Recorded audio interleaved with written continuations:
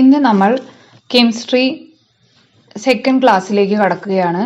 ഇവിടെ tiny particles in matter മുതലാണ് നമ്മൾ ഇന്ന് ഡിസ്കസ് ചെയ്യുന്നത്. Now let us move on to the topic. Tiny particles in matter. Tiny particles in matter. Here is a work given. Fill 3/4 of a beaker with water. Put 2 or 3 crystals of potassium permanganate into it and stir well. You please watch the video, and after that we have to fill these 3 questions. This is the video of a potassium permanganate crystal dissolving in a glass of water. What happens to the big crystals of potassium permanganate when it dissolves in water? We can see that the potassium permanganate crystals are soluble and the crystals get into the water and it imparts pink color to the water. What happened to potassium permanganate crystals?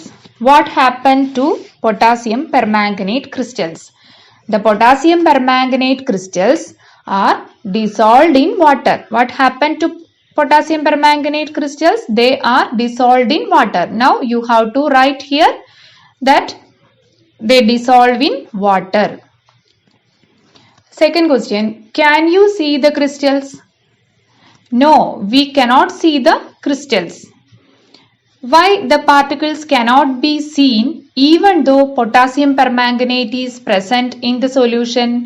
We can see that the color of the solution has changed. That means potassium permanganate is there in the solution. Then why we cannot see the particles? That is, the potassium permanganate crystals are made up of crores of tiny particles which are unable to see with our naked eye. Now here it is given, it may therefore be inferred that each crystal of potassium permanganate is made up of crores of tiny particles. Thus, from this experiment, we can conclude or infer that each crystal of potassium permanganate or each substance is made up of crores of tiny particles. Now, there is another experiment, that is you have to put some sugar in water and stir. What we can see, the sugar crystals cannot be seen when they are dissolved in water, but the solution have sweetness. The sweetness is by the presence of sugar in the solution. That is, water, when added sugar into water, we can see that the property of sugar is transferred or is given to the water. Now, aren't the dissolved tiny sugar particles that impart its property to the solution? Yes, the dissolved tiny sugar particles impart means gives its property to the solution. Now, this is the point we have made clear here. Each substance is made of tiny particles which cannot be seen with naked eyes. Each substance is made of tiny particles, very tiny particles which cannot be seen with our naked eyes. We cannot see the particles, but each substance is made up of tiny particles which cannot be seen with naked eyes. And these particles bear all the properties of the substance. These particles, these small tiny particles bear all the properties of the substance. You have to study this and write the 2 experiments. Write the 2 experiments, and from these 2 experiments we reach this conclusion. Now the next topic is arrangement of particles in different states of matter. We have seen that each substance is made up of tiny particles. Now, we have seen earlier that there are different states of matter, and we have seen that the common among them are solid, liquid and gas. Now, how these tiny particles are arranged in these states? Is there any difference in this arrangement of particles? Let us examine. Here, note how some other characteristics of particles of substance in different physical states have been listed. Particles have a distance between them. Particles move continuously. Particles attract one another. These are the characteristics of these tiny particles. Now, first we are going to study what are the characteristics of tiny particles. That is, we know that each and every substance is composed of tiny particles, crores of tiny particles, and their characteristic properties include these tiny particles have a distance between them. There is a distance between two particles move continuously. The second point characteristic is that particles move continuously. These particles are not stationary. They move continuously. Now the third point is particles attract one another. Each particle attracts every other particle. That is, the particles attract each other or one another. Now you have to write in your notebook the characteristic of particles. Characteristics of particles. What are they? Particles have a distance between them. Second characteristic is that particles move continuously. Third point is that particles attract one another. Now, the magnitude of these properties differ in various states. Now, you have to understand how these characteristics differ in each states. Solid, liquid and gas are the three states of matter. In solids, the particles are very close to each other and the force of attraction between the particles is very high. Solids have definite shape and definite volume. In liquids, the distance between the particles is less than that in gases. The force of attraction between the particles will be greater in liquids than that in gases. Liquids have definite volume but no definite shape. A gas has no definite volume and shape, and it depends on the container in which the gas is taken. Here is a figure given, figure 4.4, from which we can easily understand the arrangement of particles. In solid, this represents solid, this represents a liquid, this represents the particles in a gas. There are three questions. Let us look through them. Is the arrangement of particles in the solid, liquid and gaseous states the same? Is the arrangement the same in all these? No, it is not the same. In which of these states do particles remain very close to each other? In which of these three particles are very close, too close? It is in solid. In which of these states are the particles most distant apart? They are very distant. In which state? It is in gaseous state. The particles are very distant. Now let us move on to the change of state. Change of state is an important topic. That is, what is meant by change of state? That is changing of a state. What is state? There are three states of matter that we usually come across, and that is solid, liquid and gas. Then what is change of state? That is the change of solid into liquid or liquid into gas and gas into, there is a change from one state to another, then we refer it as change of state. You must have studied that when ice is heated, it changes into water, and when water is further heated, it boils and changes into steam. Steam is the gaseous form of water.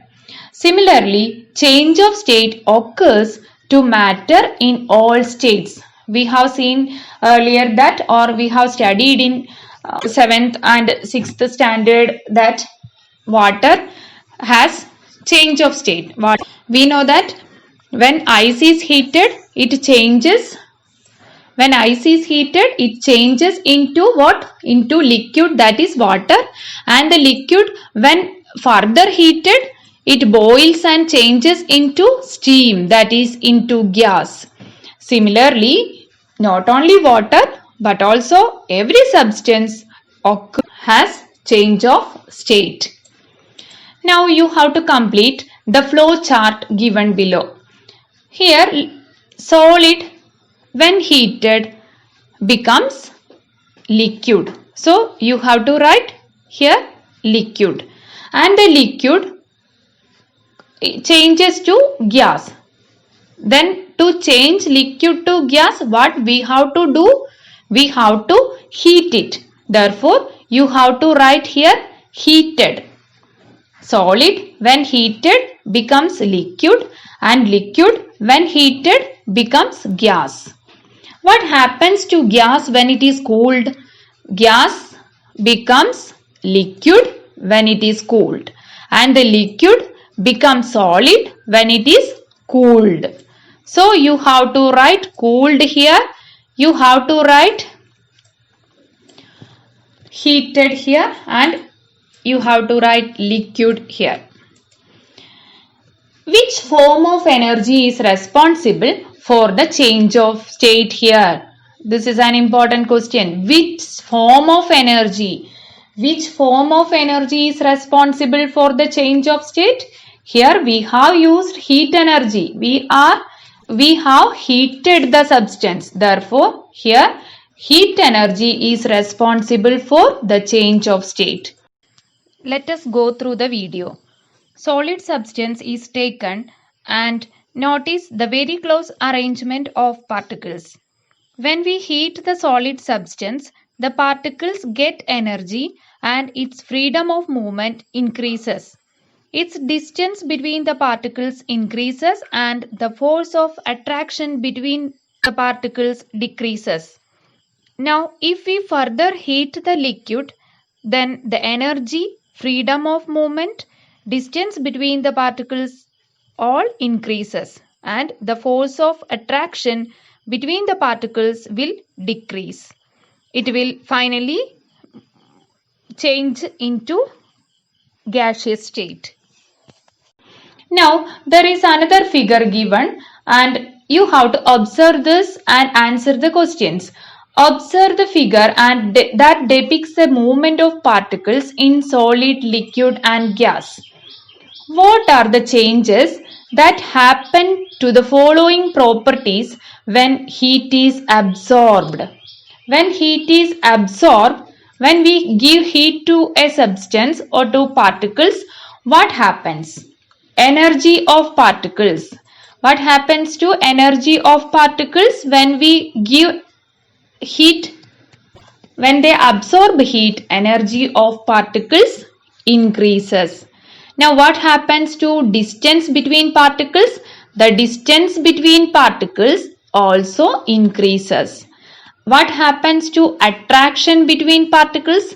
The attraction between particles decreases because they move apart. What happens to movement of particles? The movement of particles increases. Movement is directly related to energy, and when the tiny particles gain energy, they move more vigorously. Now, we convert solid into liquid and subsequently liquid into gas by supplying heat. We convert solid into liquid and then liquid into gas by supplying heat? If so, won't the particles of the gas have higher energy than in the other two states?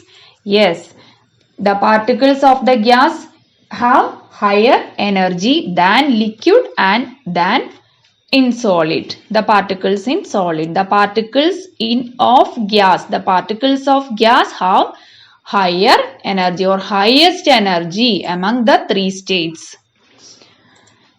The particles of solid are very close to each other. Their freedom of movement is limited. There are certain 4 points given, and let us look through them. The particles of solid are very close to each other.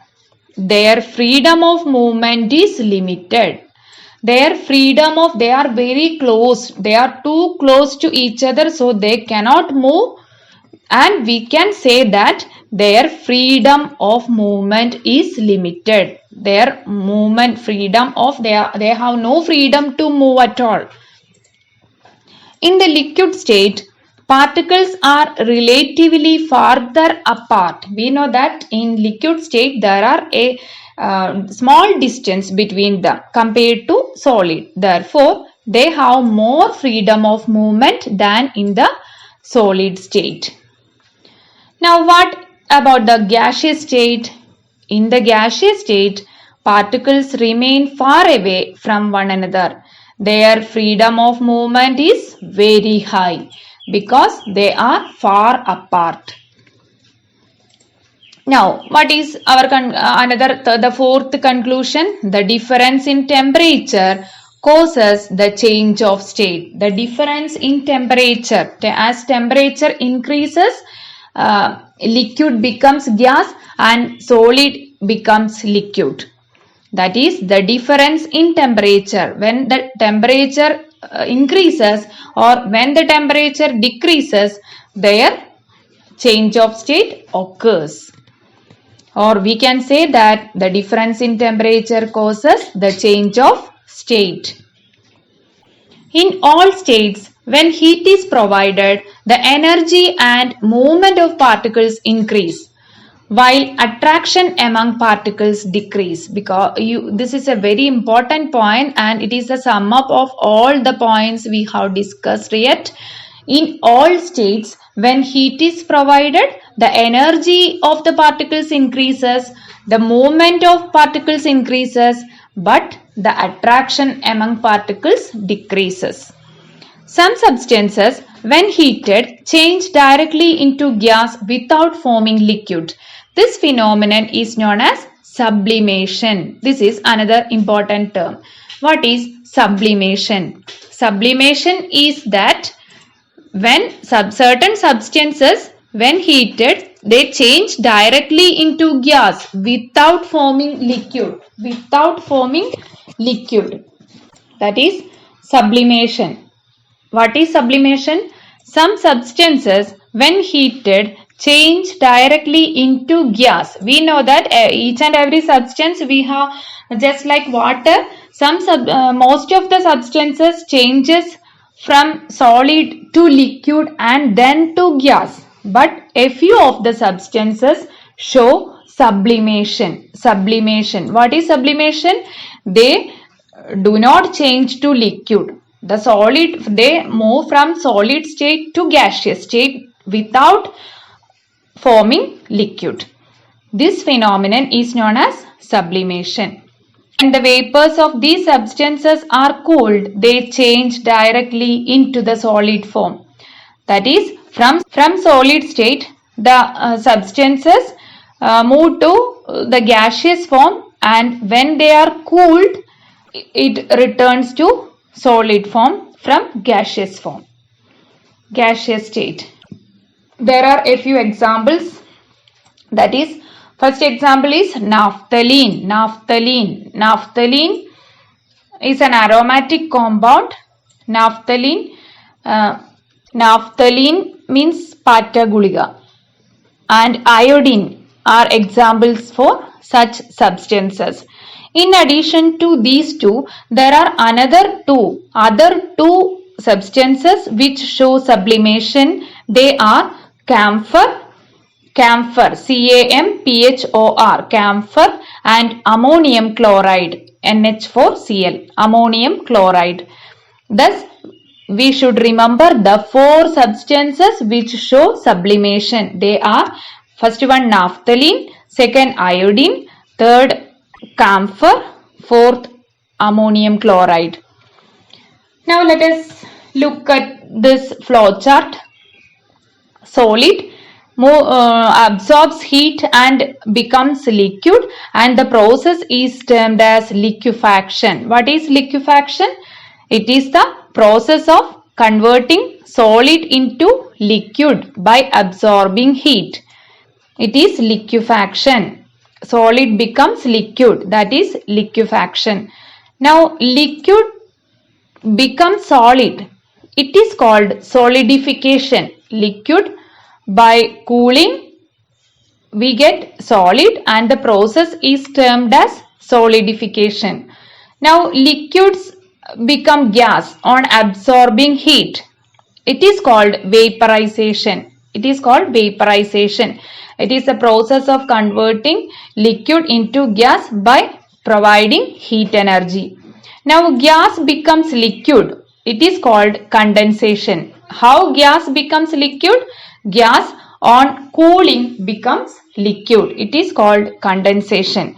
And gas becomes solid. It is called solidification. Liquid becomes solid. It is solidification.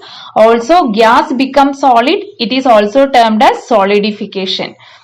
Now solid becomes gas. It is termed as sublimation. Because the final state is solid. Then we call it as solidification. Now examine the given picture. Analyze table 4.3 given below and write down the changes during the transformation of states. Transformation means change of states. Now you have to look the table and movement of particles when solid changes into liquid. When solid changes into liquid, look at the table 4.3. Here you have to fill like this. Movement of particles when solid changes into liquid increases. When liquid changes into gas, then also increases. When gas changes into liquid, then it decreases. When solid changes into gas, then it increases. Distance between particles. What happens to the distance when solid changes into liquid? It increases. When liquid changes into gas, what happens to distance between particles? The distance between particles here also increases. When gas changes into liquid, the distance between particles decreases. When solid changes into gas, then the distance between particles increases. What about the attraction between particles? The attraction between particles, when solid changes into liquid, attraction decreases. And when liquid changes into gas, the attraction decreases. When gas changes into liquid, the attraction increases. And when solid changes into gas, the attraction decreases. What about the energy of particles? The energy of particles increases when solid changes to liquid. And when liquid changes to gas, again the energy increases. When gas changes to liquid, the energy decreases. And when solid changes into gas, the energy increases. Now you have to write the table into your notebook and study this well. Now let us move on to the next topic, that is diffusion. Diffusion of substances in different states. Diffusion of substances in different states. Let us look at another property of matter. There is another property of matter, that is diffusion. Iodine is a substance that is easily converted into gas on heating. We know that iodine shows sublimation. So, iodine crystals, when heated becomes gas directly. Heat a few crystals of iodine in a watch glass. Collect the vapor in a gas jar. Keep another gas jar on top of it in inverted position. Look at this figure, and here is the iodine gas collected. This gas jar contains iodine gas, and another gas jar is placed over this in inverted position. Now there are given a few questions. Observe the color of the vapor. What is the color of the vapor? The iodine has violet color. What change occurs in the color of iodine vapors in the lower gas jar? Looking these two, the lower gas jar, the color of the lower gas jar fades. What about the upper gas jar? The upper gas jar has dense color in it. That is, the color increases or color becomes dense in the upper gas jar. What is the reason for this? The mixing of iodine vapors in air. That is, the second jar contain air, and here the iodine vapor get mixed with air and it expands to this gas jar. Look at the two experiments. In the first one, a drop of ink is added to the water taken in a beaker. This is the second one is an incense stick which is lit. The fragrance easily spreads when the incense stick is lit. From these two activities, we can conclude that the gas molecules can diffuse greater than that molecules in liquid. Also, diffusion increases with increase in temperature. An incense stick has fragrance. An incense stick, chandanatiri, has fragrance. But the fragrance fills the room only when the stick is lit. Only when we light the stick, then we get the fragrance. Why do the fragrance spreads quickly in the room when the incense stick is lit? Because freedom of movement is greater when we increase the temperature, or when we heat the incense stick, the freedom of movement of the particles of the incense stick increases and it gets mixed with air and we get the smell. Is there any relation between temperature and diffusion? Why does the smell of hot food spread quickly to a long distance? We know that we get the smell of hot food from a distance. Is the rates of diffusion of substances in gas and liquid the same? In gas and liquid, is diffusion rate is the same? For that, let us do this experiment. Take water in a beaker and add carefully a drop of red ink into it. We know that the red ink is a liquid. Therefore, we have taken water and we add a few drops of red ink into it. And what do you see? Does the ink spread in water? Yes, the ink spreads in water slowly. Compare the diffusion of iodine vapor and ink and find the difference. We can easily understand that the diffusion of iodine vapor is very quick and the diffusion of ink in water is very slow.